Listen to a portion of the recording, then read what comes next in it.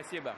Недальновидные политиканы не оставляют в покое и спорт, хотя как раз спорт призван сближать народы и сглаживать имеющиеся между странами противоречия.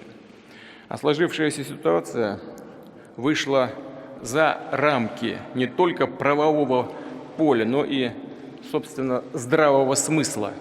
Думаю, что и ваши коллеги из других ведущих спортивных держав мира понимают, не все говорят об этом открыто, понятно, но все понимают, что качество, проба их медалей будет другой.